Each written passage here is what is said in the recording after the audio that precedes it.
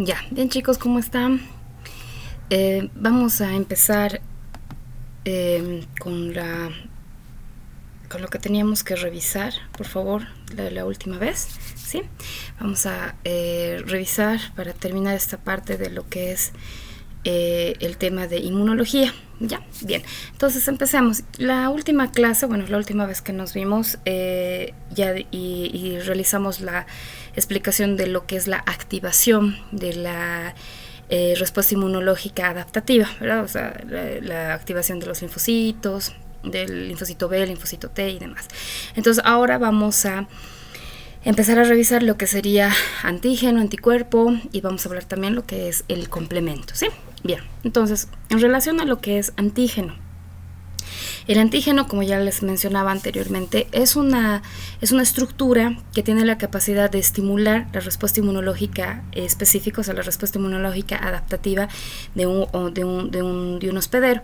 Entonces, un antígeno es una sustancia que desencadena la producción de anticuerpos, porque como hemos indicado ya, al tener la capacidad de estimular la respuesta inmunológica adaptativa, genera toda la respuesta específica contra el antígeno, y una de esas respuestas es la producción de anticuerpos que reconocen de forma específica a ese antígeno, ¿verdad? Bien, entonces ahora en relación a lo que serían las características, como hemos indicado, el antígeno es una sustancia, una estructura que tiene la capacidad de estimular. Ahora, para que tenga esa capacidad de actuar como antígeno, el antígeno tiene que tener ciertas características ya relevantes para poder actuar como antígeno, ¿no? No es que cualquier estructura, o sea, que tenga la forma que sea, va a tener la capacidad de estimular la respuesta inmunológica, no, sino tiene que tener ciertas características, como por ejemplo, la primera es la calidad de extraño. Se refiere a que tiene que ser reconocido como no propio, o sea, el sistema inmunológico, como ya decíamos anteriormente, tiene la capacidad de reconocer lo propio y reconocer lo extraño en el cuerpo, ¿verdad? Entonces, el sistema inmunológico tiene que tener la capacidad de reconocer al antígeno como si fuera extraño, ya a eso se refiere. Bien, después, a lo que es el tamaño. Generalmente los inmunógenos, o sea, los antígenos que tienen mayor capacidad de estimulación de la respuesta, son los que tienen tamaños grandes, o sea, estamos hablando mayores a 10.000 Daltons, ¿no? Lo que se refiere a lo que es en tamaños, porque se ha visto que cuando las moléculas son muy pequeñitas, o sea, estamos hablando de moléculas más pequeñitas, menores a 10.000 Daltons, no llegan a tener tanta capacidad para poder generar una respuesta inmunológica, por eso se les dice inmunógenos débiles, ¿no? Entonces, o sea, la idea es que tenga un tamaño considerable, ¿no? Para que pueda tener esa capacidad de estimulación. Si son muy pequeñitos, ya se va reduciendo esa capacidad de estimulación, ¿ya? Bien, entonces, hablando de inmunógenos débiles, inmunógenos pequeñitos, podemos indicar lo que es un apteno. Apteno es una sustancia química de tamaño de pequeño peso molecular, o sea, que es menos de 10.000 Daltons, más chiquitito, que como ya hemos indicado anteriormente, cuando son muy pequeñitos no llegan a tener una capacidad inmunogena amplia. Pero a veces sucede que cuando, digamos, están en el sistema, están en el cuerpo, estos se pueden combinar con ciertas proteínas, ¿no?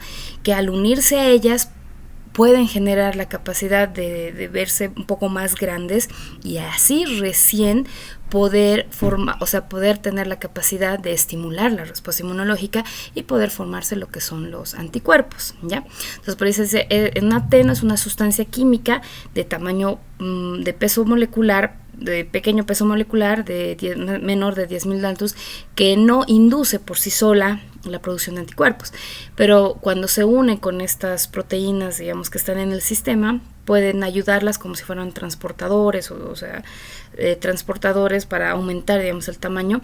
Puede generar que eso sí estimule a que haya una respuesta, ¿no? Muchas veces hay sustancias pequeñitas que cuando están dentro del cuerpo tienen esa capacidad de unirse a estas proteínas un poco más grandes propias de nuestro organismo, como por ejemplo la albúmina, y de esa manera puede ya tener un tamaño más grandecito y tener la capacidad de estimular una respuesta inmunológica más ampliamente, y se produce lo que es la formación de anticuerpos, ¿no? Es un ejemplo. Bien, Otra característica es la complejidad química y estructural. Como la idea es que estas estructuras sean los más diferentes posibles, se ha visto que también cuando son heteropolímeros tienen más capacidad de respuesta, de estimulación, podríamos decir, que cuando son hemopolímeros, ¿no? Porque cuanto más diferente su estructura, más compleja su estructura química, más capacidad de verlo diferente, podríamos decir de esa forma, el sistema inmunológico lo logra ver más diferente, ¿no? Entonces son más inmunógenos cuando son de tipo heteropolímeros, ¿no? Estructuralmente más, químicamente hablando, más diferentes. Después, ¿qué son determinantes antigénicos? Esto, por ejemplo, lo voy a ejemplificar con esta imagen que alguna vez les mostré anteriormente. Este representa lo que se debería ser un antígeno, ¿ya? Este antígeno, esta estructura proteica, puede llegar a tener un tamaño grande, como hemos especificado, o sea, un tamaño considerable, no tampoco muy grande, pero un tamaño considerable. Tiene que la característica de que no es detectado o no es que todo el antígeno va a generar la respuesta inmunológica, ¿no? Sino que ciertas partes de esta estructura tienen la capacidad de ser reconocidas como extrañas y desarrollar lo que es la respuesta. A estas pequeñas partecitas se los denomina epítopos. Por eso cuando aquí habla de determinantes antigénicos, dice epítopos, epítopo es la unidad, o sea, son las unidades más pequeñas de un antígeno que pueden ser unidas a un anticuerpo.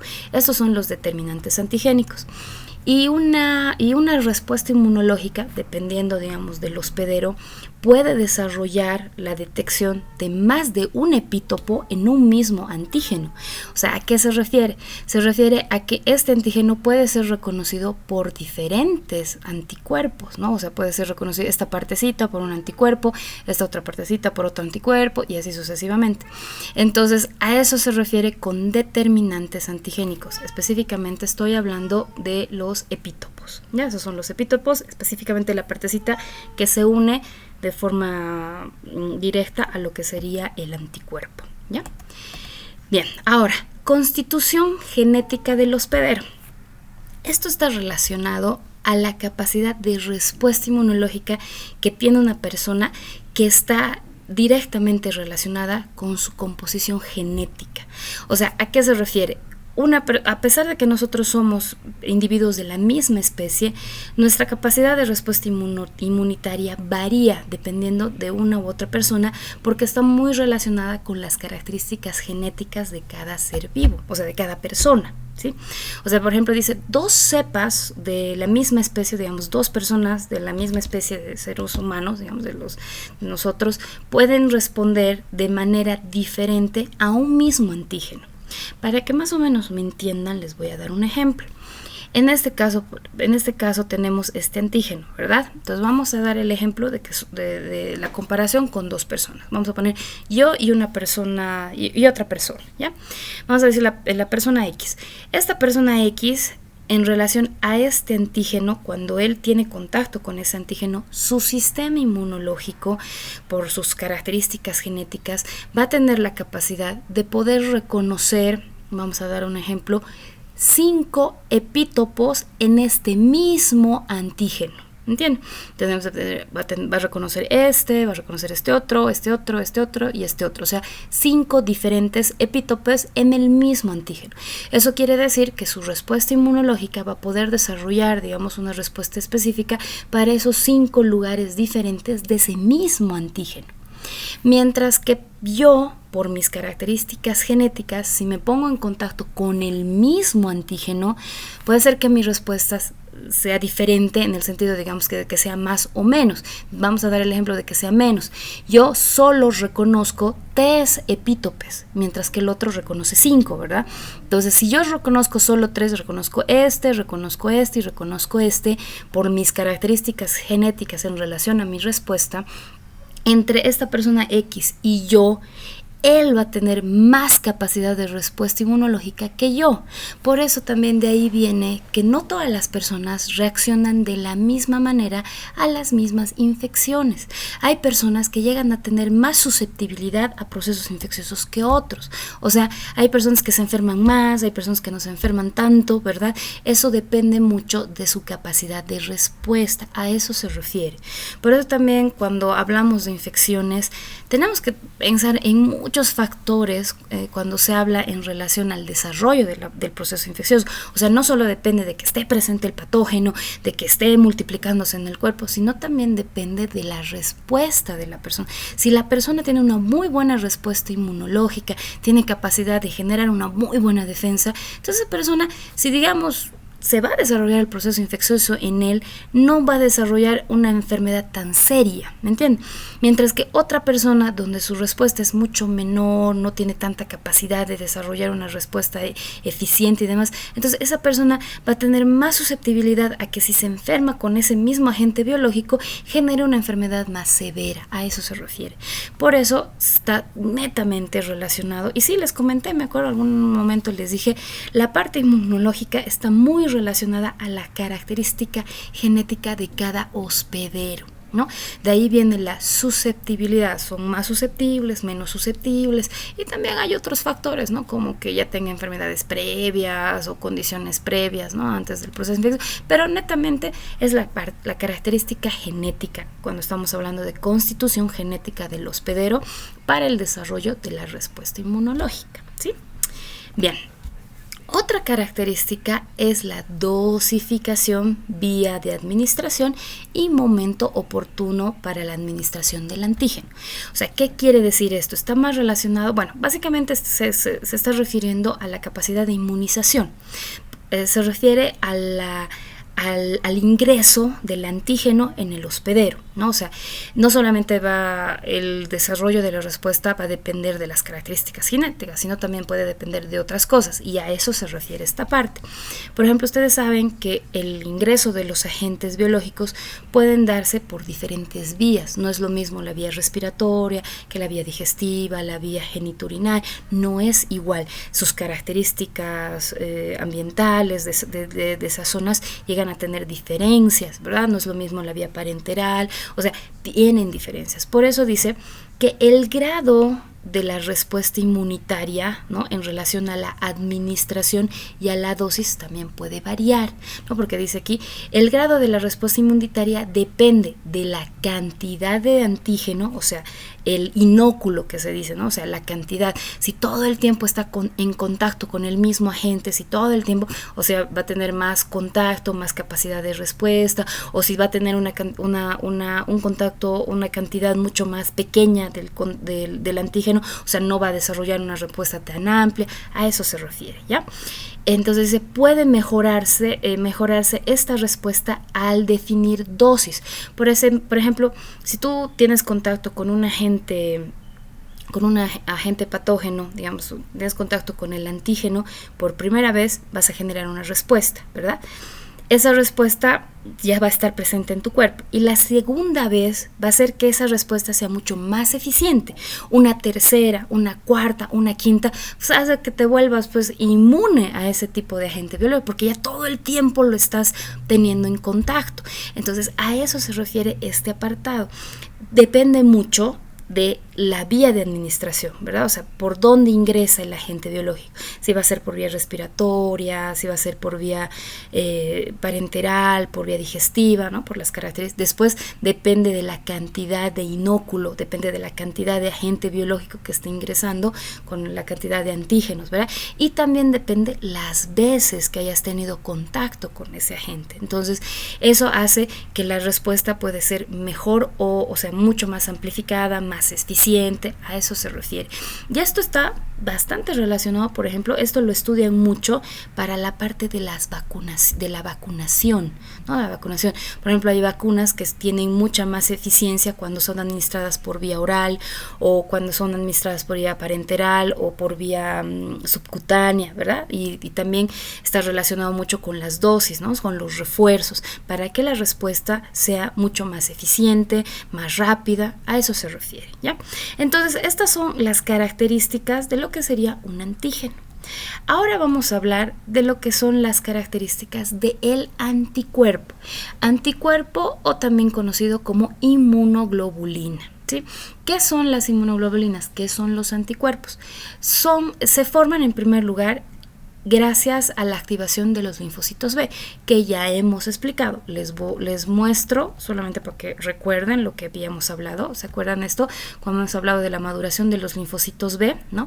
Hemos especificado que estos linfocitos B tienen unos BCRs aquí en la superficie, y estos tienen estructura de inmunoglobulina, que tienen la capacidad de reconocer específicamente una estructura antigénica, ¿no? ¿Verdad? Para que se activen. Cuando estos linfocitos B se activan con el apoyo de los helper, o sea, de los linfocitos T, que les van a proporcionar citoquinas, van a tener la capacidad de madurar, o sea, de generar una transformación cuando ya están activados para volverse células plasmáticas, que son, les he dicho que son fabriquitas chiquititas de anticuerpos, ¿verdad? O sea, para la producción masiva de anticuerpos, o también de células de memoria. Eso en relación a los linfocitos B, que ya lo vimos. Entonces, los anticuerpos son producidos por los linfocitos B cuando ya están activados. Cuando estos han sido activados, entonces se empieza a generar como una selección clonal, o sea, se empiezan a multiplicar, o sea, a clonar entre ellas para transformarse luego en células plasmáticas productoras de inmunoglobulinas en cantidad, ¿verdad? Entonces, son producidas específicamente por las células plasmáticas, que son linfocitos B ya activados, ¿verdad? Ya. Cada persona tiene una reserva de linfocitos B, tienen un promedio de vida de más o menos de días o semanas. Eso también les expliqué en relación a lo que era la capacidad de formar diferentes linfocitos B que reconocen diferentes antígenos, ¿se acuerdan? A través de la reorganización genética y demás. Entonces tiene una gran variedad el huésped de tener diferentes tipos de linfocitos B, o sea, linfocitos B que tienen la capacidad de reconocer diferentes antígenos, a eso se refiere, ¿no? Ahora, los linfocitos B despliegan, o sea, tienen en lo que es su membrana, en su membrana de superficie, tienen lo que es una molécula de IgG, perdón, de inmunoglobulina, o sea, específicamente estoy hablando de esta partecita, de esto, ¿verdad? Que si ustedes se fijan, es muy similar a lo que sería un anticuerpo, que lo vamos a ver en este momento. Entonces, tienen en la superficie de la célula del linfocito B, está presente esa estructura de tipo inmunoglobulina, que sirve como un receptor, que nosotros le hemos dado el nombre de BCR, receptor de célula B, ¿verdad? Y tiene, o sea, es una molécula similar a lo que es la inmunoglobulina, o sea, tiene esta misma forma, esto, ¿verdad? A eso se refiere. Les vuelvo a mostrar aquí para que se acuerden esto aquí. Este es el receptor del linfocito B. Tiene la misma forma de una IG, de una inmunoglobulina, de una IG, ¿verdad? Claro, aquí como está como receptor, tiene pues, los correceptores transmembrana que le van a permitir generar esa señalización al interior de la célula y demás. O sea, esta estructura de tipo inmunoglobulina está unida al linfocito B y nosotros la conocemos como BCR, ¿verdad? Bien. Entonces, los linfocitos B, cuando en ese receptor logran reconocer al antígeno, entonces se va a generar una señalización, que ya hablamos la otra vez, ¿verdad? Para que la célula B se active y se transforme en célula plasmática o célula de memoria. Cuando se transforma en célula plasmática, esta célula va a tener la capacidad de producir en cantidad la inmunoglobulina, que es específica para ese antígeno, por eso tiene ese tipo de estructura, ¿Ya? Entonces vamos a ver ahora, analizar un poquito lo que es la estructura básica de las inmunoglobulinas, ¿ya? En primer lugar hay que mencionar que las inmunoglobulinas son estructuras tipo proteicas, ¿ya? Están formadas, son de tipo proteicas, o sea, son proteínas que están constituidas, o sea, es una proteína que tiene una forma que presenta dos cadenas. La cadena ligera, que es esta pequeñita que ven aquí, y la cadena pesada, ¿sí? Si ustedes analizan la imagen, es como si estuviera separadito, ¿verdad? O sea, como si tuvieran pedacitos. A estos pedacitos se les dice dominios, ¿no? Estructurales. Entonces, si nosotros analizamos, la cadena ligera presenta dos dominios, que hay 1 y 2, ¿verdad? Uno que es la parte variable y otro que es la parte constante.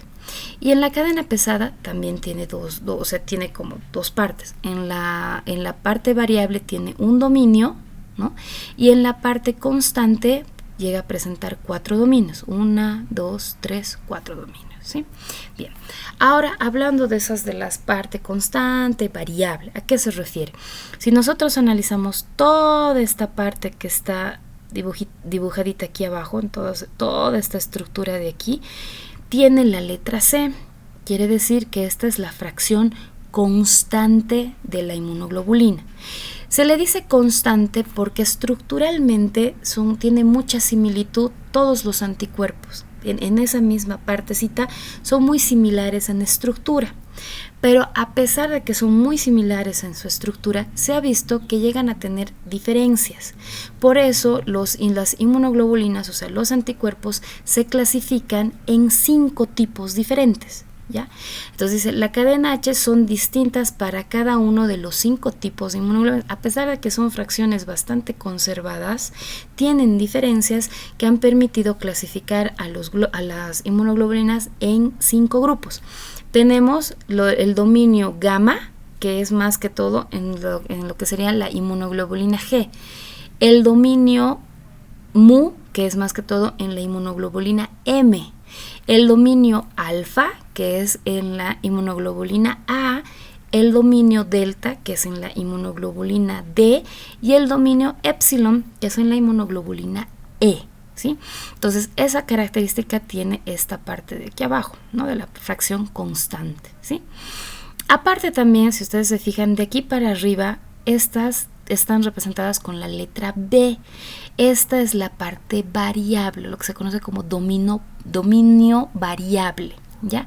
Cada una de la cadena ligera y la cadena pesada tienen un dominio variable, que es este de aquí, ¿ya? Y a su vez, aparte de que en este dominio, o sea, se le denomina dominio variable, a su vez tiene una partecita, especialmente las que están más hacia la parte de arriba, que se la denomina región hipervariable, como dice aquí. Esta región hipervariable es específicamente el lugarcito de reconocimiento del epítopo. Por ejemplo, aquí también lo podemos ejemplificar eso para que se ubiquen bien. Por ejemplo, aquí es lo mismo, ¿verdad? Fracción constante, todo lo que está aquí abajo, o lo que se conoce como dominio constante, que está aquí abajo con la letra C, y lo que está aquí arriba es el dominio variable, ¿no? Con la letra B. Y dentro de este dominio variable hay estas regiones que están aquí delimitadas así, que se las conoce como dominios hipervariables, que se caracterizan, o sea, ¿por qué se les dice hipervariable? Porque estos son los que van a tener la capacidad de reconocer de forma más específica los epítopos, que son los determinantes antigénicos del antígeno, ¿verdad? Bien, eso sería en relación a lo que serían los dominios. Ahora, estas cadena pesada y la cadena ligera están unidas entre ellas a través de enlaces disulfuro. Esta ligera con la pesada a través del enlace disulfuro, ¿no? Las dos. Y a su vez estas dos ya formadas están unidas entre ellas a través de un puente disulfuro, como se ve aquí. Aparte también tiene esta región que se conoce como región bisagra, que se le dice así porque puede abrirse o cerrarse dependiendo la necesidad de unión con el antígeno de los segmentos de dominio variable, ¿no? Se pueden abrir o se pueden cerrar dependiendo la necesidad.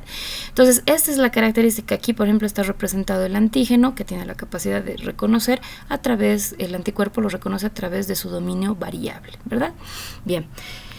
Otra característica más que tiene la inmunoglobulina, que la caracterizan, es que presenta toda esta parte de aquí arriba, le dan el nombre de FAB, que es la fracción AB, ¿no? Donde tiene la parte del dominio constante y el dominio variable, donde se une específicamente al epítopo del antígeno.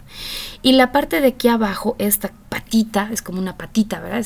Esta partecita de aquí abajito, se la denomina fracción C, que tiene mucha importancia porque esta, por ejemplo, es la que es reconocida por células del sistema inmunológico cuando este anticuerpo ya está unido al antígeno, cuando ya está generando la reacción antígeno-anticuerpo. Esta parte tiene una acción efectora que hace que estimule al reconocimiento de los macrófagos, polimorfonucleares, natural killer y demás, para que reconozcan que ya está unido el anticuerpo al antígeno para que generen la acción ya sea de fagocitosis o de destrucción de la célula, ¿no? Entonces esa función tiene esta partecita, la FC, ¿ya? Bien, después de eso, ahora vamos a pasar a las clases de inmunoglobulina. Hay 5 clases, ¿no? Hemos especificado la G, la E, la D, la M y la A. Ahora, ¿qué característica tiene? Vamos en forma. En forma, en relación a la parte estructural, se les dice monómeros cuando solamente están formados por una unidad básica. Cuando me refiero, mis amores, a unidad básica, me refiero específicamente a esta estructura, donde está formada por 2 cadenas pesadas y 2 cadenas ligeras. A eso se le dice estructura básica de la inmunoglobulina, ¿sí? Entonces, cuando solamente está formada por una estructura básica, o sea, por una solita, se le dice monómero. ¿Ya? Por ejemplo, la IgG es monómero, la IgE, la IgD son monómeros, mientras que la IgM se le dice pentámero. ¿Por qué? Porque está formado por 1, 2, 3, 4, 5 unidades básicas, ¿no? Y como vemos, puede tener la capacidad de unirse a 10 antígenos, ¿no? Como se ve aquí, a 10. Porque tiene 10 lugares donde se unen a los antígenos. Ahora, la IgA, a diferencia de estas otras, es dimérica, porque tiene 2, está unida, así, están unidas 2. Ahora, cuando están unidas a través de una cadena de unión, que se le dice joint chain, ¿no ve? Esa es la cadena de unión que está representada por esta cosita que está aquí. ¿Entienden? Y la IgA también tiene su cadena de unión o joint chain, ¿no? Donde se va a generar esa capacidad de unirse las dos, que está unida. Y aparte, la IgA tiene esta proteína secretora, que ahorita les voy a explicar para qué sirve, ¿sí? Bien, entonces, ahora, en relación a lo que es la IgG, ¿qué hemos dicho de la IgG? Es monómera, ¿verdad? Y a su vez, dentro de lo que es la clase de la IgG, existen 4 clases diferentes, que es la IG1, la IG2, la IG3 y la IG4, siendo la 1 y la 2 las más producidas, ¿ya? Es predominante en la respuesta secundaria de la respuesta de anticuerpos. ¿A qué se refiere? Eso de respuesta secundaria, respuesta primaria, igual lo vamos a ver más adelante, pero lo que quiero aclarar en esto se refiere a cuando ya se tiene contacto con el agente biológico y ya se ha tenido reconocimiento del antígeno, cuando ya se ha desarrollado la respuesta adaptativa, se empieza a generar la producción de anticuerpos. Cuando se genera el primer contacto, o sea, cuando por primera vez se tiene contacto con el antígeno, esa primera respuesta en la producción de anticuerpos se le denomina respuesta primaria, ¿ya? Cuando ya pasó toda esa respuesta y la persona ya otra vez está normal, cuando tiene un contacto por segunda vez con el antígeno de la primera, o sea, si tiene un contacto por segunda vez con el mismo antígeno, ahí ya se desarrolla una respuesta de activación de memoria, ¿se acuerdan? La memoria. Entonces, esa respuesta se le dice respuesta secundaria, porque la producción de anticuerpos ya es mucho más rápida y ya más eficiente, ¿verdad? A eso se dice respuesta secundaria, cuando es un segundo encuentro en lo relacionado a la respuesta de anticuerpos, y respuesta primaria es cuando es la primera vez que se ha tenido contacto, hasta que se desarrolle la respuesta adaptativa, recién se va formando, entonces es un poquito más lenta en la producción de los anticuerpos, ¿no? No se preocupen, igual vamos a al verlo más adelante, pero a eso se refiere respuesta primaria, respuesta secundaria. Entonces, en lo que es la IgG, esta está más predominante en la respuesta secundaria, o sea, en la respuesta del anticuerpo en un segundo encuentro.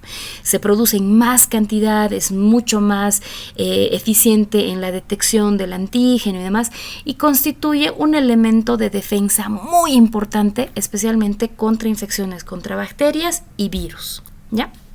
Ahora, es el único que pasa fácilmente a través de la placenta, por eso es abundante ver la presencia, o sea, se ve abundante la presencia de IgG en los neonatos.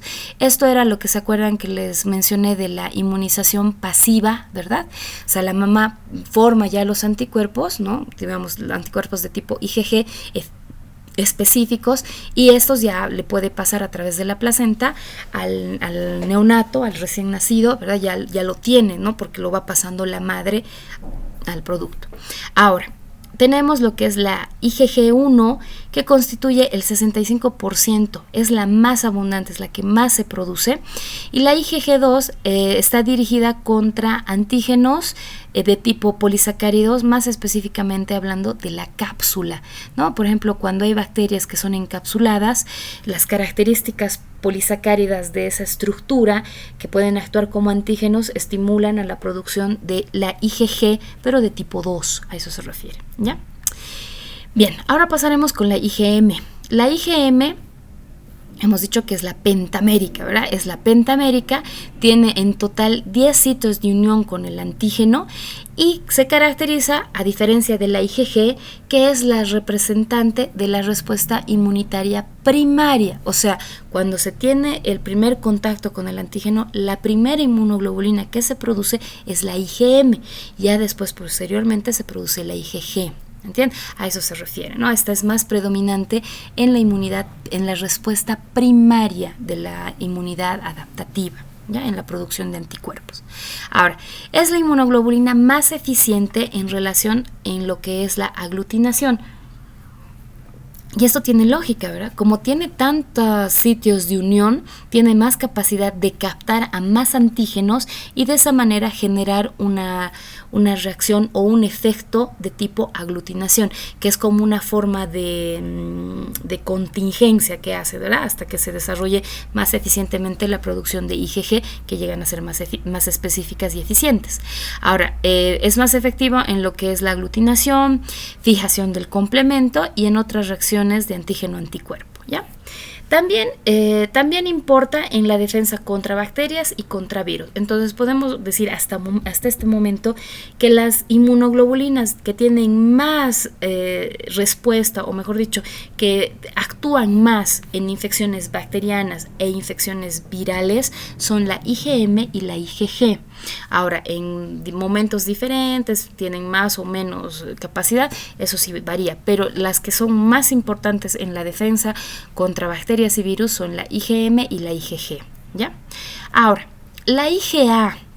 La IgA está más relacionada con la respuesta inmunitaria a nivel de las mucosas, ¿ya? De las mucosas, porque la IgA está más presente en lo que es la leche, la saliva, las lágrimas, las secreciones a nivel de las mucosas, en lo que sería el aparato respiratorio, aparato digestivo y el aparato geniturinario, ¿ya? Entonces está presente ahí.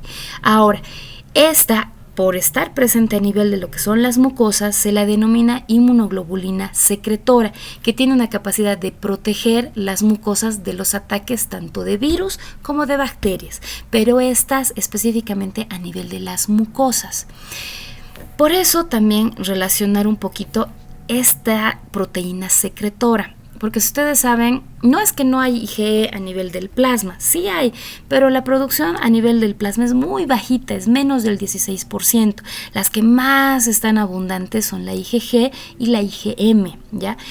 Pero donde hay más producción, o mejor dicho, donde hay más presencia de la IgA es en las mucosas.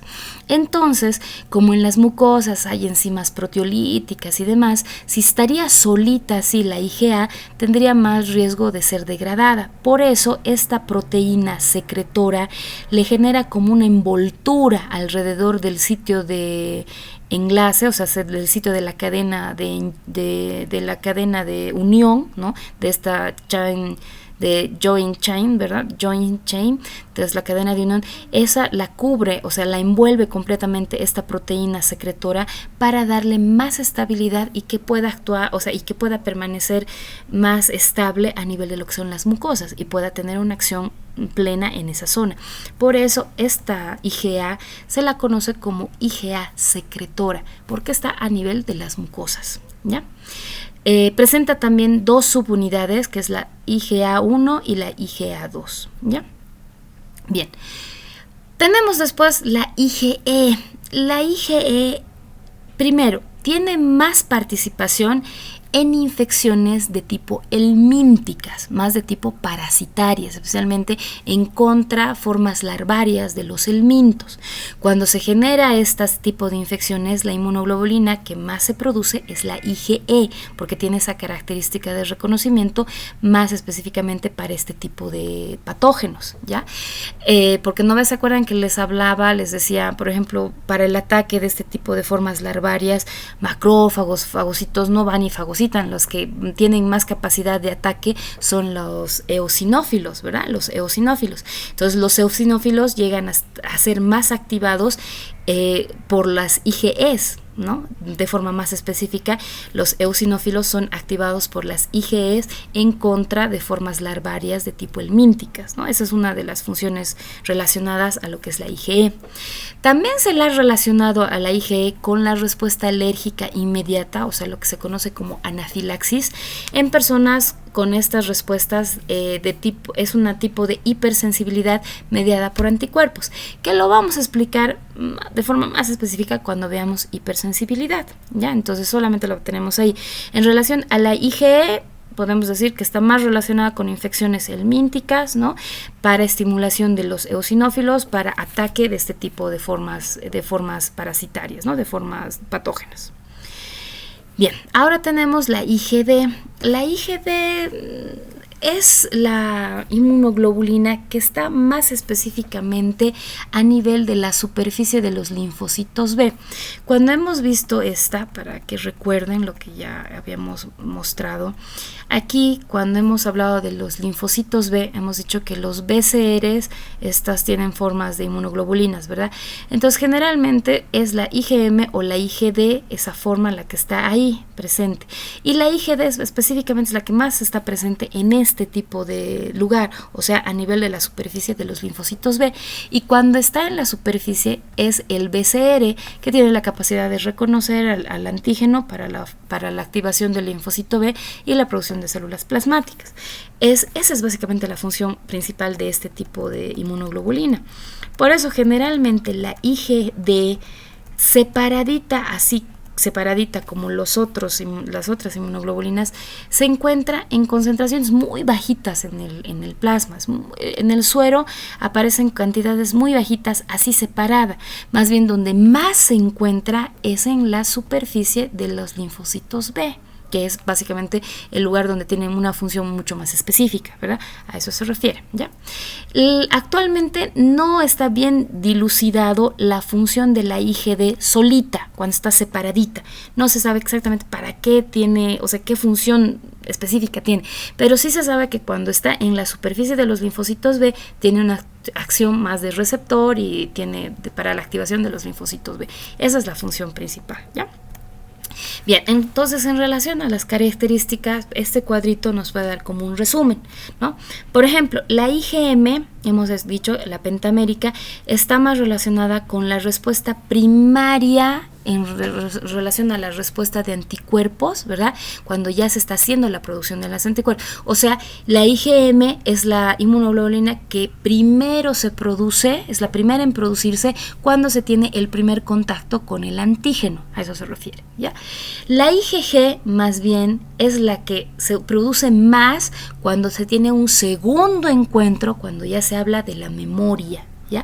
Por eso se habla respuesta secundaria, Y también está relacionada más que todo, bueno, a la opsonización de bacterias, que bueno, la IgM también actúa en esa parte, pero la IgG está relacionada con atravesar la placenta. Esta es la única de las inmunoglobulinas que pueden atravesar la placenta. Por eso la presencia de IgG en un recién nacido no indica que hay proceso infeccioso.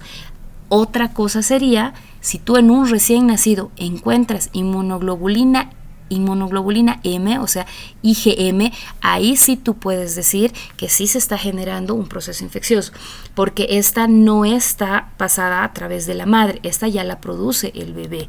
Entonces, en un neonato encuentras una IgM, eso quiere decir que está teniendo un proceso infeccioso. Mientras si encuentras IgGs, puede ser que sea o de él o de la madre, entonces no te permite diferenciar eso, ¿ya? Ahora, la IgA es la que hemos dicho que se la conoce como secretora, ¿no? Es la dimérica, la que tiene la proteína secretora, ¿verdad? Que le permite estabilizarse, porque esta le permite tener más estabilización, o sea, le permite ser más estable en lo que serían las membranas mucosas, donde tiene su principal acción de protección contra infecciones bacterianas, infecciones virales, a nivel de las mucosas, ¿ya? Luego tenemos a la IgE, que hemos dicho que está más relacionada a infecciones parasitarias y está más relacionada a la activación de los eosinófilos, ¿ya? Y también está relacionada con alergias a nivel de hipersensibilidad, ¿ya? Y la IgD, hemos dicho que solita es muy poquita la cantidad que se produce, más es relacionada, o sea, más se la ve a nivel de la superficie de los linfocitos B, ¿ya? Como BCR. Perfecto, ahora vamos a pasar a hablar de lo que es la inmunidad mediada por anticuerpos. Me estoy refiriendo a la respuesta de los anticuerpos. Me refiero a la respuesta primaria y a la respuesta secundaria que ya les mencionaba hace rato. Entonces les vuelvo a explicar. Cuando se tiene inmunidad ya adaptativa, cuando se tiene el primer contacto con el antígeno, cuando primero empieza inmunidad innata, inmunidad adaptativa, empezamos a producir anticuerpos, ¿verdad? Por eso si ustedes se fijan aquí en la línea de tiempo, aquí está relacionada con días, ¿no? 2 días, 3 días, 4 días, 5, recién a los 4 días recién se está produciendo los anticuerpos en la primera vez, y la primera en producirse es la IgM, ¿verdad? Y ya luego se produce la IgG, pero esta es la primera respuesta, o sea, es el primer contacto. Ya es el primer contacto que se tiene. Entonces, la respuesta es un poco más lenta, por eso también hemos dicho que la inmunidad adaptativa es específica, pero es lenta, ¿no? Entonces, ese es el primer contacto. Pero ahora, por eso se dice respuesta primaria. Pero ya después de que pasa el tiempo y se tiene una respuesta de memoria, y ya después de un tiempo, la misma persona se vuelve a poner en contacto con el mismo antígeno, ahí ya se tiene una respuesta secundaria de anticuerpos. ¿En qué sentido? Como ya se tiene respuesta de memoria, la activación es inmediata, o sea, ni siquiera va a tardar mucho, ya hay respuesta, entonces inmediatamente se empieza a producir los anticuerpos. Fíjense aquí es día 0, ya en el mismo día ya se está empezando a producir anticuerpos, y el primer anticuerpo que se produce es la IgG, o sea, es el que más se produce. También se produce IgM, pero la IgG se produce en mayor cantidad, y miren la diferencia entre la respuesta primaria con la respuesta secundaria. Esta es mucho más amplificada, por eso en un segundo encuentro la respuesta adaptativa es mucho más efectiva y más eficiente. A eso se refiere, ¿se acuerdan? Por eso la memoria es muy importante. Mantener la memoria del sistema de la respuesta inmunológica nos ayuda bastante a evitar infecciones, ¿sí? Ahora, para aclarar un poquito más en relación a la IgM, a la IgG, en relación a esto, entonces, ¿qué decimos? Respuesta primaria, primer contacto con el antígeno, ¿verdad? Primer contacto con el antígeno tarda, aquí tenemos semanas, tiempo en semanas, aquí tenemos primera semana, segunda semana, tercera semana.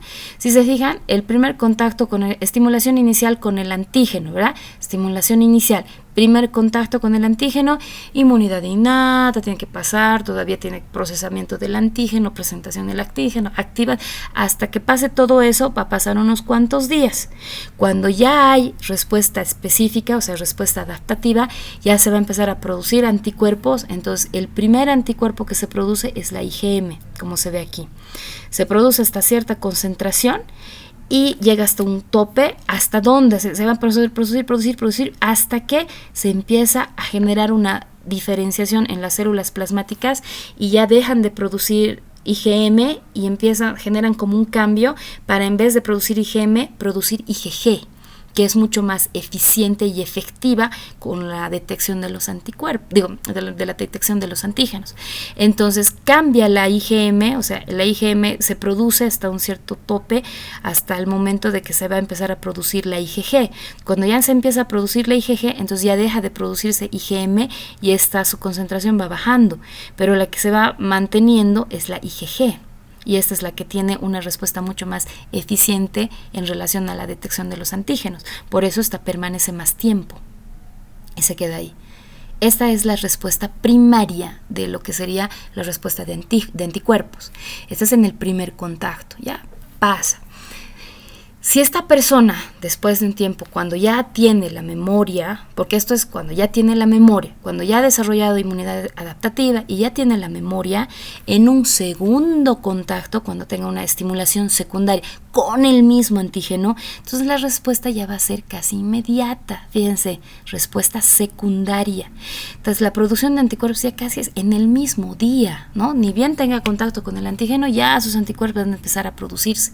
¿Y quién es el que más se produce? Porque si se fijan, se producen los dos, IgG y también IgM, pero la diferencia es que la que más se produce es IgG y en más cantidad. También se produce IgM, ¿no? En concentración, ¿sí? Parecida a la respuesta primaria, casi la misma concentración, pero la que tiene una diferencia bastante importante es la IgG, porque la IgG, a diferencia de la primera respuesta, la respuesta secundaria es mucho más masiva, y de esta manera hace que la respuesta sea mucho más eficiente, y hasta la persona ni llega a presentar sintomatología, ni llega a producirse el proceso infeccioso. ¿Por qué? Porque ya se está controlando la respuesta, o sea, ya se está controlando el proceso de invasión, ¿me entienden? Entonces esa es la respuesta secundaria, que está relacionada a la memoria que la persona ya ha generado por un segundo, o sea, por el primer encuentro que ha tenido, ¿ya? Esa es lo que se conoce como respuesta de anticuerpos. Bien, ahora, en relación a la función protectora de los anticuerpos, como ya les he mencionado en clase, les he dicho, los anticuerpos son muy chiquititos, o sea, solitos ellos no pueden hacer nada. Lo que hacen los anticuerpos es facilitar el proceso de respuesta. Eso es lo que es. Por eso dice función protectora de anticuerpos. ¿Cuál es una de las principales? Aumenta la fagocitosis. ¿En qué sentido? ¿Se acuerdan de la opsonización? Les voy a mostrar aquí para que recuerden a qué me estoy refiriendo con opsonización. ¿Se acuerdan? Era cuando los anticuerpos, cuando ya salen en cantidad, van y buscan a lo que serían los agentes biológicos y se van uniendo y reconociendo a los antígenos. Entonces, se van uniendo en toda la superficie del patógeno para que de esta manera sean mucho más visibles, ¿no?, a las células del sistema inmunológico y tengan mejor capacidad de fagocitosis. Entonces el macrófago, el polimorfo nuclear, cuando ve la fracción Fc del anticuerpo que ya está unido al antígeno, entonces hace que sea mucho más eficiente la fagocitosis, sea mucho más rápida, más eficiente y la respuesta sea mucho más efectiva, ¿no? Ahora, en lo que es neutralización, genera la neutralización de virus y la neutralización de toxinas. ¿En qué relación a lo que sería neutralización de virus?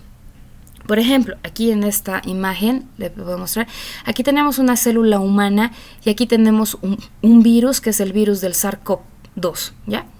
El COVID-19. Este virus, para poder infectar a la célula, tiene que tener la capacidad de reconocerla, y lo reconoce a través de receptores que están en su superficie del virus, ¿no? Fíjense, este receptor celestito que ven aquí es un receptor que está en la membrana citoplasmática de la célula del hospedero. Entonces, cuando el virus llega, se tiene que reconocer este receptor para que pueda unirse y de esa manera poder ser inoculado dentro de la célula para poder generar su proceso de infección. Pero ¿qué sucede? Como estos receptores virales también son de tipo antigénicos, la respuesta inmunológica puede reconocerlos como antígenos, estimular la respuesta inmunológica y desarrollar la producción de anticuerpos específicos contra ellos. Entonces, cuando ya se va a empezar a generar la respuesta adaptativa, se van a empezar a producir anticuerpos que van a reconocer esos antígenos y se van a unir ahí. Ahora díganme ustedes, este receptor va a poder ser reconocido si el anticuerpo está interfiriendo aquí, no va a poder unirse, y de esa manera, ¿qué va a pasar? El virus se va a quedar inútil ahí, no va a poder entrar, está ahí, no va a hacer absolutamente nada y va a ser eliminado, así de simple. A eso se conoce como acción de neutralización de los anticuerpos. Así actúan también ellos, ¿no? Para evitar que el virus pueda ingresar a la célula. También se habla de neutralización de toxinas, que es algo similar, pero en este caso se refiere a lo que serían toxinas. Cuando veamos bacterias, patogenia y demás, vamos a ver que algunas bacterias tienen la capacidad de producir toxinas, que, como dice su nombre, llegan a ser bastante tóxicas o tienen una acción bastante tóxica en ciertos tejidos del huésped. Entonces, cuando la bacteria empieza a producir la toxina, esta va a tener contacto con ciertos tejidos del cuerpo y pueden generar alteración, daño y producir enfermedad, ¿me entienden? Entonces, ¿qué característica tienen estas toxinas? Estas toxinas son antigénicas, entonces también pueden ser reconocidas por el sistema inmunológico como extrañas y pueden desarrollar una respuesta inmunológica específica contra estas toxinas.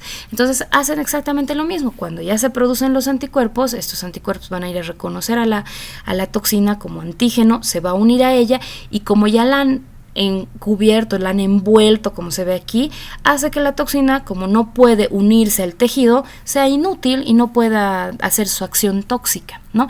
A eso se conoce como neutralización de toxinas. Entonces hemos visto neutralización de virus, ¿no?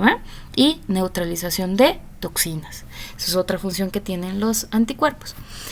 Otra acción que tienen, que también es importante, es la lisis mediada por complemento.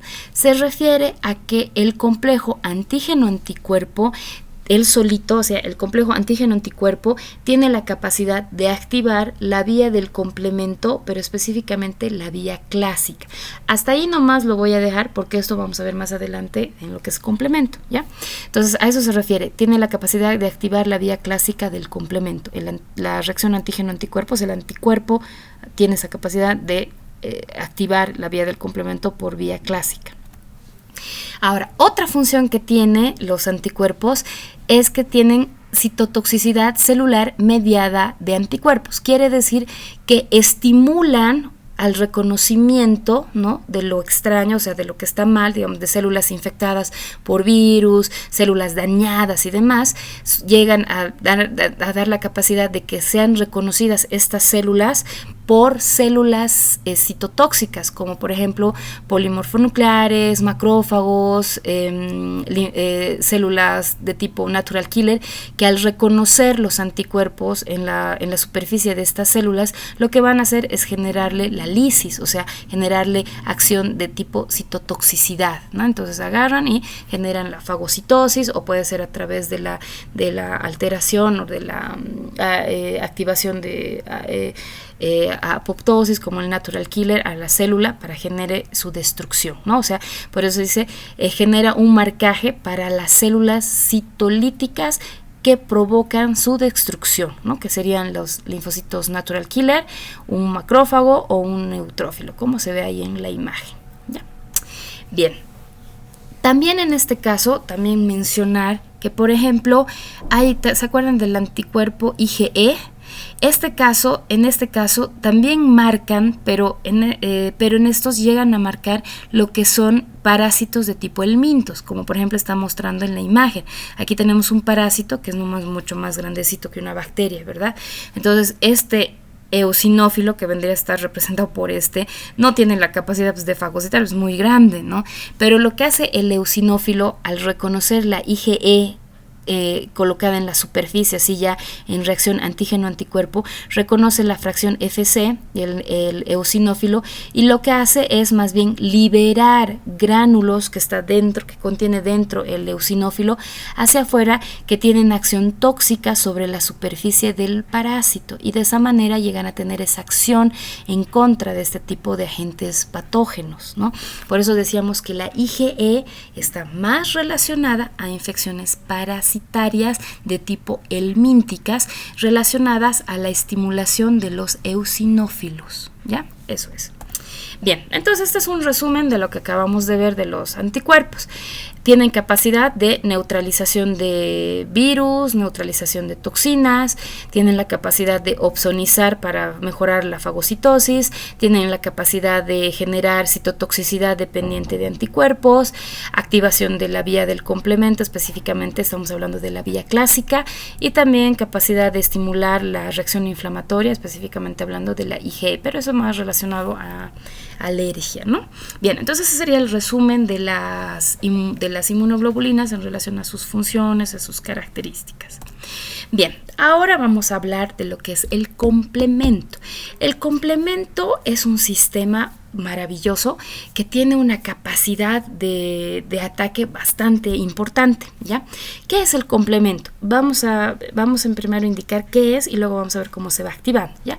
El sistema del complemento está formado por un grupo de proteínas séricas, o sea, que están a nivel del plasma, ¿ya? Y de la membrana que actúa, tanto en el sistema innato como en el sistema adaptativo, o sea, actúa tanto en la inmunidad adaptativa y en la inmunidad innata, en los dos, dependiendo cómo es su capacidad de activación, ¿ya? Entonces, estas proteínas séricas que están ahí, están circulando por la sangre y demás, llegan a activarse para generar como una cascada de reacciones, por eso se la conocen como cascada del complemento. Una se va activando, luego se activa la otra, y genera lo que sería el ataque a lo que serían los patógenos, ¿no? Como vamos a ver más adelante. Pero básicamente esa es la función, eliminar patógenos, ¿ya? Estas proteínas son en su mayoría sintetizadas en el hígado y son liberadas a la sangre, y ahí están circulando hasta que tengan la capacidad de activarse, ¿ya? Entonces, ¿qué acciones, qué efectos biológicos tiene el complemento? ¿Ya? Los vamos a mencionar aquí, pero ya después cuando veamos la activación vamos a volver a esto para que se ubiquen mejor, ¿ya? Pero así de simple podríamos decir: los efectos biológicos del complemento son: la primera, citólisis. O sea, se refiere a la capacidad de lisar células, ya sea de tipo cancerígenas, o sea, células dañadas, o también células infectadas por virus o células bacterianas que las pueden destruir. Esto es porque este sistema tiene la capacidad de formar lo que se conoce como el complejo de ataque de membrana. Generan una alteración en la membrana citoplasmática, provocándole como un poro, una lesión, cosa de que si está lesionada la membrana, ninguna célula puede ser viable, ¿no? Por eso se dice lisis celular. Bien. Otra acción que tiene es la quimiotaxia, ¿no? Quimiotaxia, que obviamente como son proteínas y demás, estas también pueden actuar como citocinas, ¿no? O como quimioquinas, que van a estimular el reclutamiento cuando se está activando, ¿verdad? La invasión y demás, se está empezando a activar lo que es respuesta inflamatoria y demás. Entonces estas también pueden actuar como reclutadores de neutrófilos, monocitos de la sangre o macrófagos a nivel de los tejidos para que vayan hacia el sitio de la infección, ¿ya? Opsonización, lo mismo que ya hablábamos anteriormente. Uno de los principales son los anticuerpos, ¿no ve? Pero también las proteínas del complemento pueden actuar como opsoninas, porque estas se van colocando sobre los microorganismos, o sea, sobre los microorganismos para marcarlos, cosa de que faciliten la fagocitosis. pero también tienen una acción de anafilatoxinas, que son las que van a promover, o sea, que tienen una actividad de promover la vasodilatación e incrementar la permeabilidad de los vasos sanguíneos para promover lo que se conoce como respuesta inflamatoria. Ahora, para que se entienda lo que acabamos de ver, tenemos que empezar a analizar cómo se activa lo que sería el complemento, cómo se activa el sistema del complemento. Entonces, el sistema del complemento puede ser activado por 3 vías. Tenemos lo que es la vía clásica, la vía de la lectina y la vía alternativa, ¿ya? Cada una se activa de diferente forma, pero las 3 tienen una vía en común, ¿no? A partir de cierto punto de la cascada del complemento, donde ya al final de ese proceso se va a tener las funciones que acabamos de ver. 1, reclutamiento y activación, o sea, activación de la respuesta inflamatoria, reclutamiento de células inflamatorias, ¿no? Inmunocompetentes, opsonización de patógenos y destrucción de patógenos. Ahora, vamos a ver una por una cómo se activan y cómo sería la vía común de estas 3, ¿ya? Entonces vamos a empezar primero por la vía clásica, que como ustedes ven dice se activa por el complejo antígeno-anticuerpo. Entonces vamos a ver aquí, dice vía clásica. La vía clásica es activada por la formación del complejo antígeno-anticuerpo. Entonces, si yo ya estoy hablando de anticuerpo, entonces estoy hablando de inmunidad adaptativa, no de inmunidad innata. Entonces, solo recalcar, la vía clásica es la única de las 3 que es activada cuando ya hay inmunidad adaptativa, ¿ya? Bien, ahora, ¿cómo se activa? Eso vamos a ver ahora. Dice, aquí vamos a poner un poco en contexto. Aquí tenemos lo que es la bacteria. Toda esta parte de aquí abajo delimitada por esta línea, ¿no? O sea, lo que está aquí abajo vendría a ser el patógeno. Vamos a decir la bacteria, ¿ya? Entonces, esta es la estructura de la bacteria, la superficie de la bacteria, y estas bolitas rojas representan los antígenos. Entonces, cuando ya hay inmunidad, cuando ya se ha generado inmunidad innata, cuando ya se ha desarrollado la inmunidad adaptativa, hay lo que es la producción de los anticuerpos. Entonces estos anticuerpos van a salir al sistema después de ser producidos y estos van a ir a buscar a los antígenos. Entonces cuando tengan contacto con la bacteria, el anticuerpo va a reconocer al antígeno y se va a unir. Si nosotros nos fijamos aquí, esta está representando ¿a cuál? A la IgM, ¿verdad? La pentamérica. Vean cómo como si fuera una araña se posa ahí, ¿no? Ahí, y tiene más capacidad de captar más antígenos, ¿no? Y esta es la IgG, ahí, inmunidad adaptativa, ¿verdad? Pero respuesta de anticuerpos. Entonces, cuando el anticuerpo está unido aquí, esta reacción antígeno-anticuerpo, que ya la conocemos, va a estimular la activación del complemento por la vía clásica. Entonces, aquí, ¿quién interviene? Interviene una de las proteínas del complemento que se conoce como C1. Esta C1, esta de aquí, es todo un complejo proteico grande, que es, miren, es como una, no sé, es como un trípode, ¿verdad? Es bien grandecita. Esta estructura proteica denominada C1, que es una de las proteínas del complemento, está dividida, bueno, no dividida, sino que está compuesta por 3 partes. Esta partecita amarilla que ustedes ven aquí es la C1Q. Luego tenemos esta moradita que vendría a ser la C1S y esta otra verdecita es la C1R. Son 3 proteínas unidas para formar un complejo proteico que se denomina C1. ¿Sí? Entonces, ¿quién tiene contacto con el anticuerpo en lo que es la vía clásica? Es el C1Q, es este amarillito que ustedes veían, es como que se va y se une al anticuerpo. ¿Notan cómo se une ahí? Bien. Cuando se une, ya está unidito ahí, el C3 va a empezar a activarse y este va a tener la capacidad de tener la capacidad de hidrolizar a otro componente del complemento que es el C4.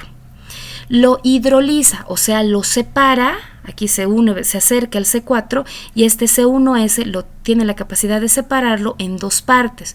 Un C4 C4A y un C4B que se va a colocar. Este C4A se va a quedar aquí afuera, ¿no? Y va a actuar como anafilatoxina, y este C4B se va a unir a la superficie de la bacteria, ¿ya? Bien, ahora seguimos con la activación. Eso pasó con el C4. También va a aparecer el C2. El C2 también es otra proteína del complemento que también va a ser hidrolizada por el C1S. Lo va a partir, lo va a hidrolizar en C2A y C2B. El C2A es el que se va a unir aquí a la estructura, ¿no? Junto con el CB, ¿no? Para unirse y formar un complejo proteico que está sobre la superficie del patógeno, que es el C4B C2A. ¿Ya? Y el otro se va a quedar arriba como anafilatoxina, ¿sí? Ahora, todo este complejo, que es el C4B C2A, se va a tener la capacidad de ser de tipo convertasa del C3. ¿A qué se refiere eso? A que también lo va a dividir al C3 en dos partes, el C3B y el C3A. ¿Ya? Entonces, el C3B se van a ir colocando en la superficie de la bacteria y van a generar ese complejo proteico que se va a colocar como opsonina, ¿verdad? Opsonina sobre la estructura del patógeno. Ahora, hasta aquí voy a quedar en la vía clásica, porque hasta ese punto quiero mencionar, porque la activación a partir de ahí para adelante es similar en las otras dos vías, igual, ¿ya? Pero ahora ya hemos visto cómo se activa la vía clásica. Ahora vamos a ver la vía de la lectina fijadora de manosa, que es otra vía, que es la que estaba aquí en el medio, esta vía rosada, vía de la lectina, que dice unión de la lectina a la superficie de los patógenos. ¿A qué se refiere? La vía de la lectina fijadora de manosa. El componente esencial para la activación de esta vía del complemento es la MBL, que es la lectina de unión a la manosa, así se le denomina, ¿no? Manon binding lectina, ¿no? Es la lectina que se une a la manosa. Esta proteína tiene la característica, o sea, esta proteína que también es una proteína plasmática, tiene la característica de poder reconocer fragmentos de manosa, o sea, residuos de manosa en la superficie de los patógenos y poder unirse. Pero aquí, como ustedes se dan cuenta, aquí no interviene anticuerpo, aquí está interviniendo directamente la proteína con el patógeno. Entonces, esta vía es activada, o sea, la activación de esta vía es en la inmunidad innata, ¿ya? Entonces, ¿cómo será? Si ustedes se fijan aquí, este MBL, que es la lectina de unión a la manosa, ¿no? La manosa tiene una estructura bien parecida al C1, ¿no? Notan que es parecida, pero no es el C1, no es una proteína diferente, ¿ya? Entonces, esta lectina tiene la capacidad de reconocer residuos de manosa en la superficie de las membranas de los patógenos. Aquí están representadas esos residuos de manosa. Entonces, el MBL, al reconocer al patógeno, este se va a unir aquí y va a actuar muy similar al C1. Va a activar al C4, va a activar al C2, de la misma manera, igual formando lo que sería el complejo proteico C4B, C2A, ¿no? Y el C3B.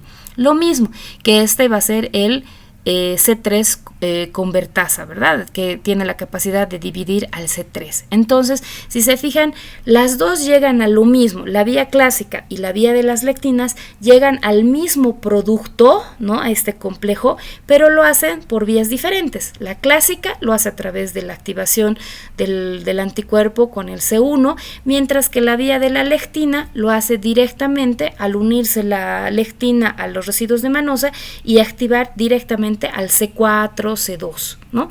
Pero en ambas vías se llega hasta este punto, ¿sí? Ahora vamos a ver la activación de la vía alternativa.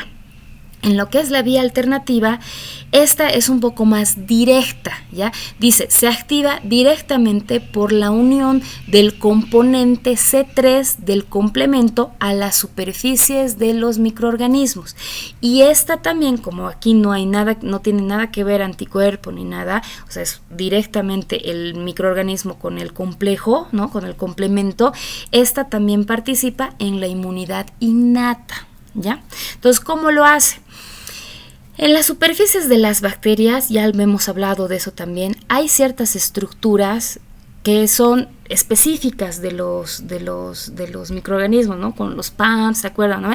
Lipopolisacáridos, ácidos teicoicos, ¿no? O sea, hay ciertas estructuras que son específicas de esos patógenos. Entonces, cuando estas estructuras están presentes en el sistema del hospedero, estas tienen la capacidad de activar factores como el factor B, el factor D y la properdina.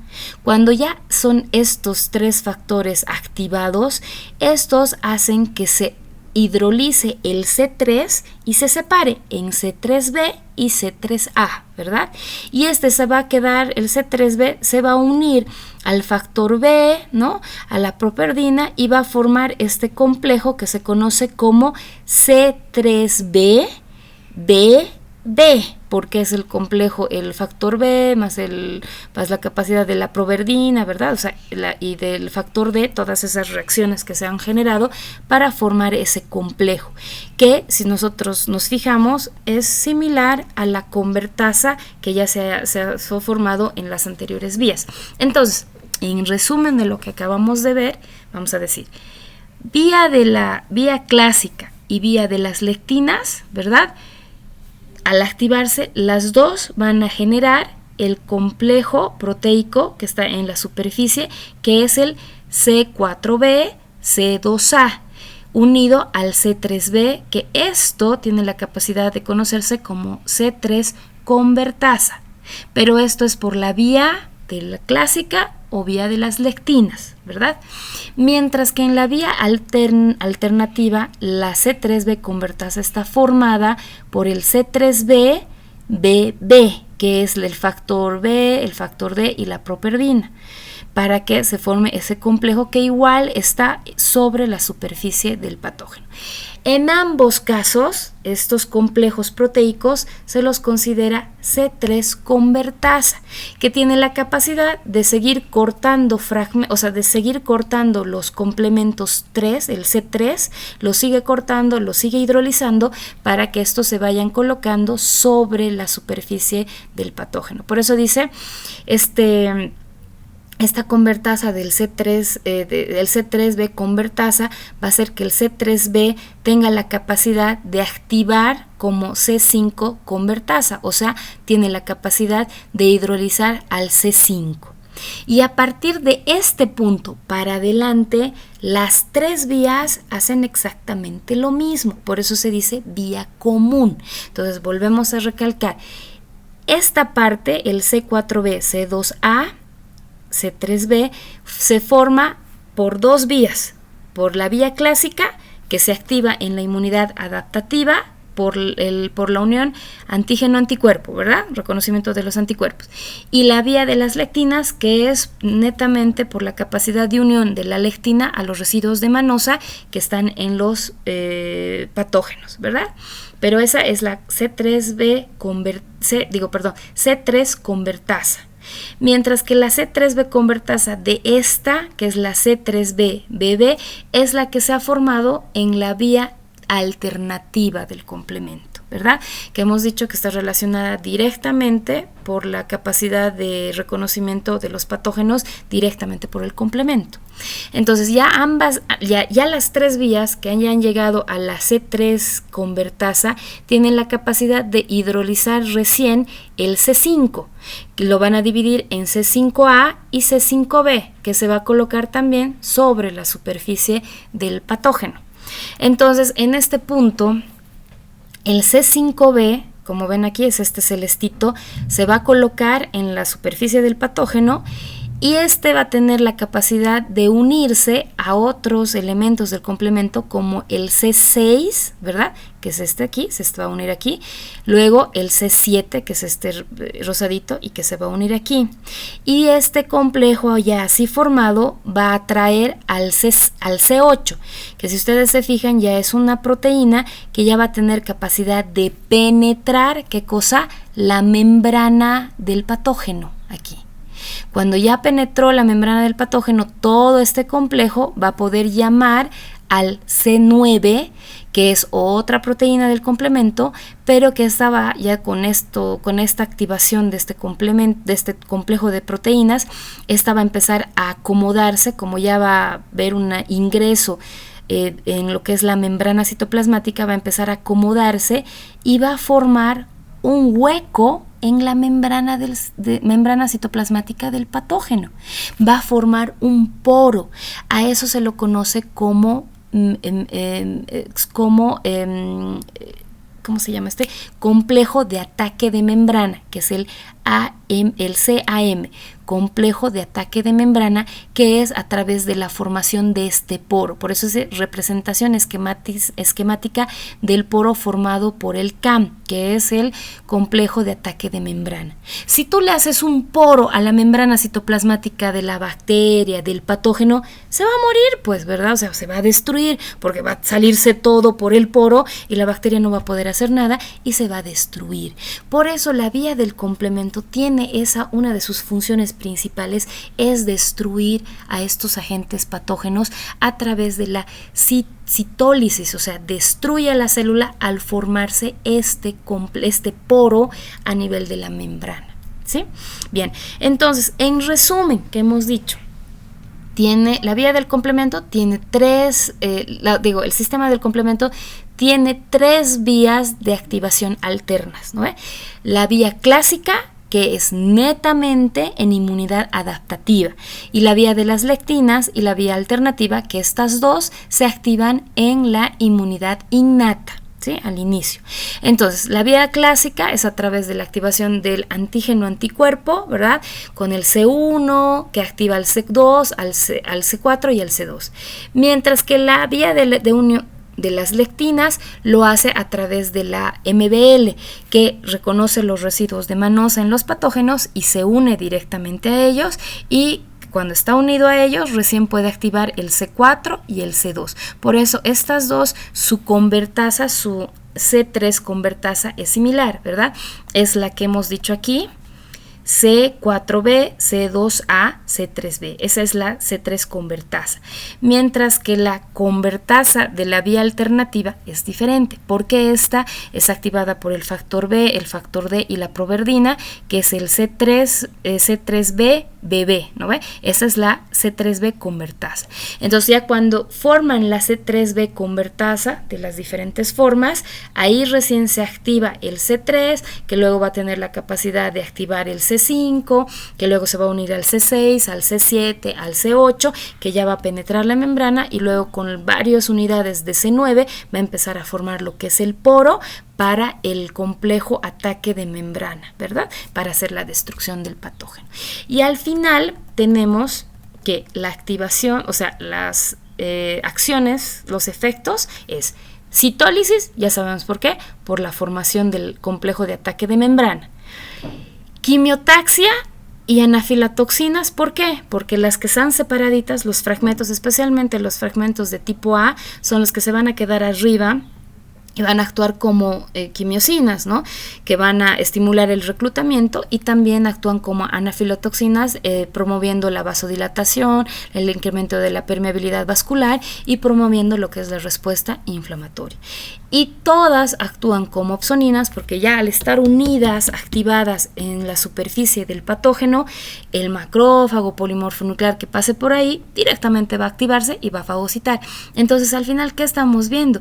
Cuando ya está la activación del complemento, la capacidad de ataque es mucho más eficiente, ya sea por fagocitosis o por la vía del complemento, o sea, por el sistema del complemento va a tener esa capacidad de destrucción, ¿sí? Eso sería en relación al sistema del complemento. Ahora, en lo que se refiere a las citocinas. Las citocinas son moléculas con una capacidad potente de regulación celular. Son proteínas de bajo peso molecular que son producidas de forma transitoria o regional por numerosos tipos de células. Hemos hablado que hay diferentes células del sistema inmunológico que llegan a producir diferentes tipos de citocinas, ¿verdad? Interleuquinas, interferones y demás, que tienen una acción reguladora de la respuesta inmunológica. Generan la amplificación, generan la capacidad de modificación de células, promueven la producción de más células. Por ejemplo, cuando hay un proceso infeccioso, se necesita que haya más producción de ciertas células, ¿verdad? Glóbulos blancos, glóbulos blancos como monocitos, polimorfonucleares, o la activación de los linfocitos T, de los linfocitos B. Entonces, tiene que haber una respuesta mucho más masificada y más amplificada, y las que permiten hacer esas modificaciones, esas transformaciones celulares son estas citocinas, que a su vez son también producidas por las células del sistema inmunológico. Ahora, estas proteínas, ¿no?, multifuncionales, porque tienen muchas funciones, pueden estimular la proliferación celular, por ejemplo, en lo que es la hematopoiesis, activar la inmunidad, ¿no?, estimular que haya el desarrollo de la activación de la inmunidad adaptativa, modificaciones celulares, por ejemplo, tienen la capacidad de transformar, digamos, los linfocitos B en células plasmáticas, que hay un cambio de forma, ¿verdad? O sea, ya no es un linfocito B, sino se hace más grande, tiene más capacidad de producción de anticuerpos. Entonces hay modificaciones, y todas esas modificaciones están reguladas por este tipo de proteínas, ¿no? Formación de tumores, homeostasis, reparación de los tejidos, desarrollo y crecimiento celular. Entonces, ¿cómo es que actúan? Por ejemplo, aquí tenemos una célula que está estimulada, que ya está empezando a actuar en lo que es la respuesta inmunológica. Entonces, esta empieza a producir lo que son citocinas. Estas citocinas van a ser liberadas al ambiente, y dependiendo la citocina que es, va a tener una acción efectora en cierto tipo de células. ¿Y cómo va a ser esa acción? A través de receptores, que ya alguna vez hemos hablado, ¿se acuerdan? Estos receptores transmembrana, que tienen la capacidad de tener una acción aquí y permitir una señalización de forma interna hacia el interior de la célula, para que se genere una modificación, porque se genera como una alteración genética para que haya una modificación y se produzca un efecto, ¿verdad? Por eso decía, las citocinas por lo general actúan como moléculas de señalización al unirse a sus propios receptores glucoproteínicos, ¿no?, de tipo transmembrana, localizados en la superficie de las células. Entonces, para más o menos tener una idea, algunos ejemplos podemos decir, por ejemplo, aquí tenemos el interferón gamma, que es un tipo de citocina que es producida por los linfocitos T y los natural killer. ¿Qué acción tienen? ¿Qué actividad tienen? Tienen actividad antivírica, porque actúan más en infecciones víricas. Tienen capacidad inmunorreguladora, o sea, haciendo que la célula produzca o más MHC de clase 1 o más MHC de clase 2 para presentación, si digamos es macrófago, célula dendrítica, ¿no?, o linfocito B. Y también antiproliferativa, disminuyendo la capacidad de replicación. Esto más que todo en infecciones virales, ¿verdad?, como les expliqué la anterior vez. Otros ejemplos, digamos, interleuquina 1. La interleuquina 1 mayormente está producida está producida por la mayoría de las células, pero también está producida por los macrófagos y las células dendríticas. ¿Qué acción tienen? Induce a la respuesta inflamatoria, ¿no?, induce a la inflamación, tiene la capacidad de inducir fiebre, tiene la capacidad de activar el factor de necrosis tumoral alfa, ¿no? Otros ejemplos, digamos, no sé, aquí la interleuquina C la producen la mayoría de las células del sistema inmunológico, y estimula a los linfocitos B y media reacciones de fase aguda, ¿no? Está más presente en infecciones agudas y demás. Entonces, hay diferentes tipos de interleuquinas, interferones, como ya vimos, que actúan como citocinas, que tienen la capacidad de desarrollar más lo que es la respuesta inmunológica, para que haya más capacidad de amplificación y demás, ¿sí? Bien, y por último vamos a ver lo que son vacunas. En lo que son vacunas, las vacunas esto por ejemplo no está en el libro, ¿ya? Pero aquí se los estoy colocando para que lo puedan repasar, para que lo puedan revisar, ¿sí? En relación a lo que son las vacunas, cuando se habla de lo que son vacunas, o sea, lo que se desea realizar es desarrollar la inmunización del paciente, pero sin necesidad de que este paciente tenga contacto de forma directa con el patógeno. ¿A qué me refiero? Por ejemplo, algunas veces decimos, cuando ya tenemos el proceso infeccioso, desarrollamos lo que es una respuesta inmunológica específica y ya tenemos una defensa, ¿verdad? Pero ¿cuál es el problema? En algunos casos sí puede funcionar tu propia defensa. Por ejemplo, en el rinovirus, ¿se acuerdan? Que alguna vez les he mencionado, tú te resfrías, no necesitas ni tratamientos específicos, tu mismo cuerpo tiene la capacidad de generar una respuesta inmunológica específica y eliminar el virus en una semana. Y ya estás curado, ¿verdad? Pero el problema es que, por ejemplo, si el agente biológico llega a ser muy patógeno o muy peligroso, porque hay agentes biológicos que son muy agresivos, peligrosos y demás, que cuando se genera el proceso infeccioso puede ser que la persona no logre desarrollar una respuesta eficiente en ese tiempo del proceso infeccioso y más bien la enfermedad le gane y le pueda generar un proceso infeccioso severo y hasta que pueda producirle la muerte en la persona, ¿no? Otro tipo de alteraciones.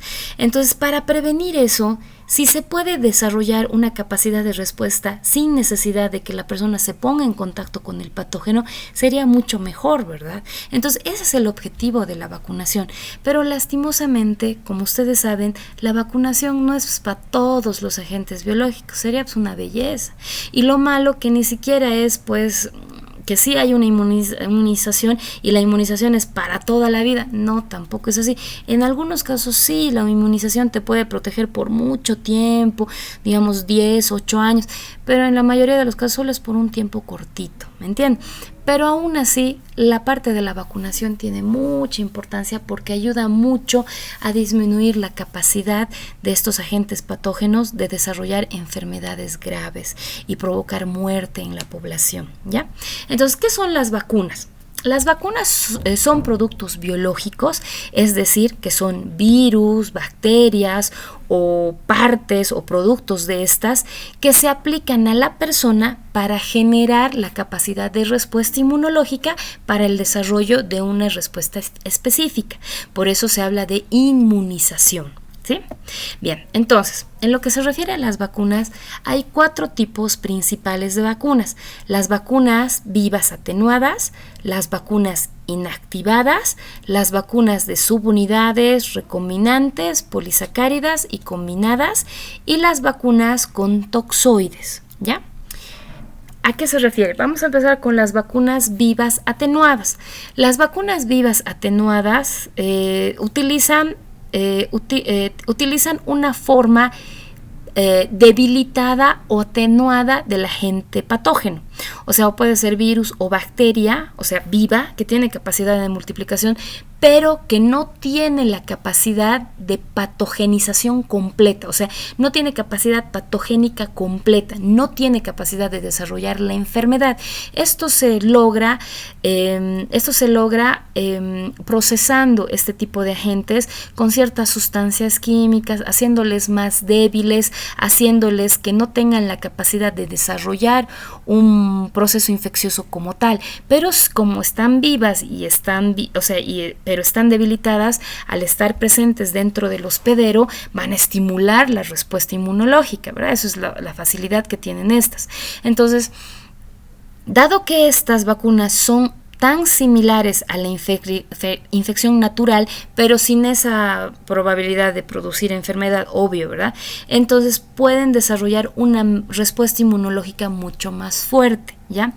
Lo malo es que en ciertas situaciones, o sea, muy raro, específicamente en relación, digamos, al hospedero, podría activarse la infección, pero eso es muy raro, generalmente no sucede, ¿ya?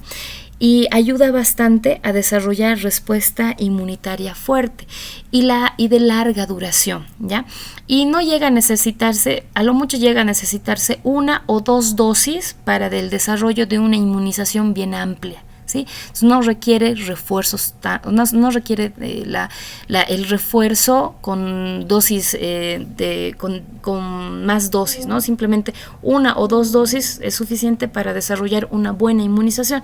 ¿Por qué? Porque estas, como están viables pero debilitadas, pueden multiplicarse y desarrollan, o sea, tienen más similitud a la infección natural, pero sin causar la enfermedad, porque están debilitados, ¿ya? Por eso se les dice vacunas vivas atenuadas. Después tenemos las vacunas inactivadas. Las vacunas inactivadas se refiere a las versiones muertas de los gérmenes, o sea, las versiones muertas de los agentes biológicos patógenos. Entonces, son muertos y así, o sea, sus versiones muertas son las colocadas. Como están muertos, obviamente no tienen probabilidad alguna de desarrollar el proceso infeccioso, pero lo malo es que no tienen capacidad de multiplicación. Entonces, lo malo de estas es que no suelen producir una inmunización tan fuerte como las atenuadas, ¿no? Es menos, o sea, su potencia es un poquito menor, ¿no? O sea, menos protección, y requiere de más dosis para hacer refuerzos, más refuerzos, ¿no? 2, 3, 4 refuerzos para que la inmunización sea mucho más amplia. Las vacunas de subunidades, recombinantes, polisacáridas y combinadas, estas que son más usadas, ¿no? Son las vacunas de subunidades, o sea, se refiere a que le ponen partecitas de los agentes biológicos patógenos. Puede ser pueden ser polisacáridos, un pedazo de polisacárido, un azúcar, un pedacito de la cápsula, qué sé yo, o sea, son unidades más pequeñitas del agente biológico, ¿ya? Para desarrollar la capacidad de respuesta. Ahora, dado que las vacunas solo utilizan partes específicas, llegan a ser más seguras, ofrecen una respuesta inmunitaria muy fuerte, especialmente dirigida específicamente contra esa partecita, ¿verdad? También se pueden utilizar en prácticamente cualquier tipo de persona sin necesidad, que las necesite, sin tener ese peligro de que se genere una reactivación, porque como solamente son pedacitos, las únicas que tienen un riesgo pequeñito de que se reactive la infección son pues las atenuadas, porque están vivas, aunque no tienen capacidad patogénica, pero están vivas, eso es lo malo. Entonces en algún porcentaje puede desarrollar lo que es la activación del proceso infeccioso, mientras que en las subunidades y en las inactivadas eso no sucede, ¿sí? No pasa eso. Bien, en las vacunas con toxoides, ¿no? Las vacunas están dirigidas específicamente a las toxinas que son producidas por las bacterias. Hay muchos agentes biológicos, hay algunos agentes biológicos como por ejemplo el tétanos, ¿no? El Corynebacterium diphtheriae, que lo que hacen es producir toxinas, ¿no? Cuando se están desarrollando, digamos, en el nivel del hospedero, estas empiezan a multiplicar, empiezan a producir ciertas toxinas que tienen acción tóxica para el hospedero y pueden generar enfermedad. Entonces, estas toxinas tienen carácter antigénico, por eso pueden estimular la respuesta inmunológica y el desarrollo de anticuerpos específicos contra estas. Entonces, en este caso, estas vacunas están dirigidas hacia la toxina, no hacia la bacteria, ¿me entienden? Entonces, más específicamente hacia la toxina, o sea, hacia lo que hace daño. Entonces, son más dirigidas. Por eso, estas vacunas se las conoce como toxoides, porque están dirigidas específicamente hacia la toxina, ¿ya? Bien, y para terminar tenemos el esquema nacional de vacunación, lo que se conoce como PAI. El PAI, ustedes ya lo tienen que conocer, ya lo tienen que manejar, van a ver que va a haber aumentos, ¿no? Pasados los años se va a ir aumentando porque el estudio de las vacunas sigue en auge, se sigue actualizando todo el tiempo, ¿ya? Pero aquí, por ejemplo, tenemos el esquema que lo tienen que conocer ustedes, donde por ejemplo aquí tenemos algunas vacunas que son dirigidas a bacterias, como por ejemplo la BCG, que es una vacuna que se administra a los recién nacidos, ¿no? en una sola dosis por vía intradérmica, y que previene formas graves de la tuberculosis, Por ejemplo, la pentavalente es una vacuna que está dirigida a la inmunización de la difteria, que es el Corynebacterium diphtheriae, tétanos, que es el Clostridium tetani, coqueluche, hepatitis B y neumonía o meningitis causada por Haemophilus influenza. Entonces está dirigida contra esos agentes biológicos. Después también tenemos la antipolio, que es para el virus de la polio. Tenemos la antineumocócica, que es específicamente para prevenir neumonías o meningitis causadas por el Streptococcus pneumoniae, ¿no? El neumococo. Luego tenemos la antirrotavirus, que es contra el virus contra el rotavirus, que genera infecciones de tipo gastrointestinales, especialmente en los niños. Influenza estacionaria, que va contra infección, o sea, inmunización contra el virus de la influenza.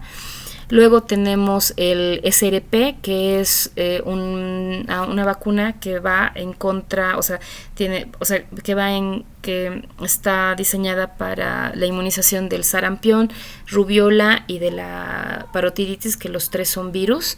La antiamarílica, que es para la fiebre amarilla. La de la difteria, tétanos y tétanos en adultos, que es la DT adultos, y la antiinfluenza estacionaria, que es para los adultos de la tercera edad, ¿ya? Y para mayores de 65 años. Entonces, estas básicamente son las vacunas que son dispuestas por el gobierno en relación a lo que es el esquema nacional de vacunación, ¿no? Esto, como ya les expliqué, no está en el libro, pero tengan por seguro de que sí va a entrar al examen, porque ustedes tienen que saber lo que es la vacunación, porque eso está relacionado a nuestra región, ¿no? Esto es característico de cada país y demás, ¿no? Por el tipo de infecciones que están más presentes en nuestras zonas, en nuestras áreas, ¿ya? Entonces eso sería la parte de vacunación. Hasta aquí sería, chicos, en relación a lo que sería la inmunidad. Nos faltaría la parte de hipersensibilidad, que eso lo vamos a ver el día lunes, lo vamos a repasar. También se los voy a colocar en el Teams para que ustedes sepan que solamente hasta aquí va a ser el examen del lunes, pero el examen del martes incluye lo que es hipersensibilidad, pero quiero dar la clase del lunes, o sea, este lunes primero vamos a repasar lo que es hipersensibilidad, ¿ya? Bien, entonces hasta ahí sería, chicos. Gracias por su atención.